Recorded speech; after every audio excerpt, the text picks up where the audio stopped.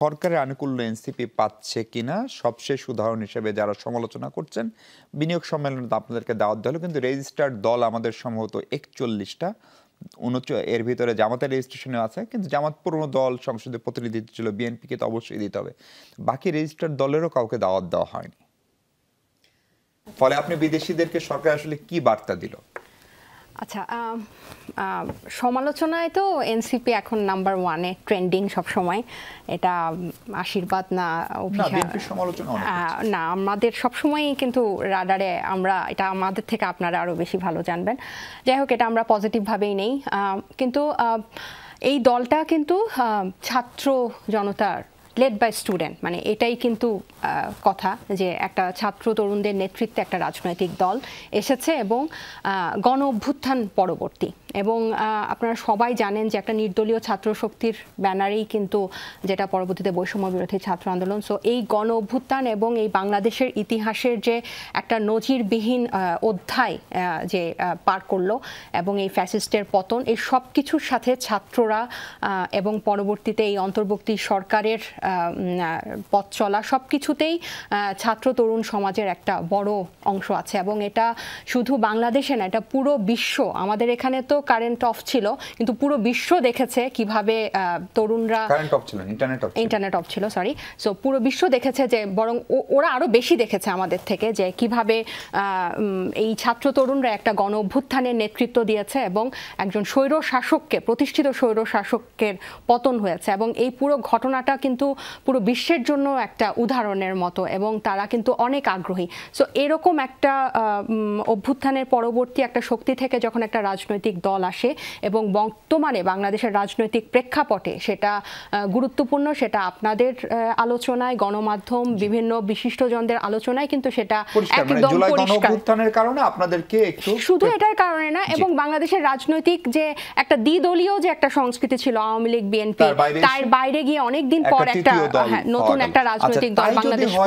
তাইলে আপনাদেরই সহযোদ্ধা যারা ছিল তারা আজকে আরেকটি দলের ফেসবুকে ঘোষণা দিয়েছেন, সাদিক কাইয়ুব এবং ছাত্র শিবিরের দুজন সাবেক সভাপতি, আপ বাংলাদেশ। তারা বলছে জুলাই চেতনা সমুন্নত এবং রক্ষার জন্য তারা দলটি করছে, এবং তারা শুরু থেকে আপনাদের বিরুদ্ধে অভিযোগ করছে আপনার গণতান্ত্রিক প্রক্রিয়ায় দলটি করেননি।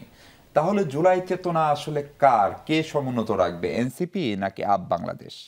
প্রথমত আপ বাংলাদেশ একটা রাজনৈতিক প্ল্যাটফর্ম, তারা কিন্তু একটা রাজনৈতিক দল। তারা বলেছে যে তারা রাজনৈতিক দল, তারা, আমি জোনায়েদের এবং রাজনৈতিক প্ল্যাটফর্ম আর দলের মধ্যে পার্থক্য কি? কারণ হচ্ছে, আমরা যখন জাতীয় নাগরিক পার্টি ছিলাম, আমরা তখন জাতীয় নাগরিক কমিটি ছিলাম, আমরা কিন্তু তখন সবাই একসাথে, সেটা ছিল নাগরিক প্ল্যাটফর্ম। হ্যাঁ, না, তখন কিন্তু এটা একটা পলিটিক্যাল প্ল্যাটফর্ম ছিল। আমরা কিন্তু এটা দিয়েই কিন্তু সেই 8ই সেপ্টেম্বর আমরা আমাদের যাত্রাটা শুরু করি।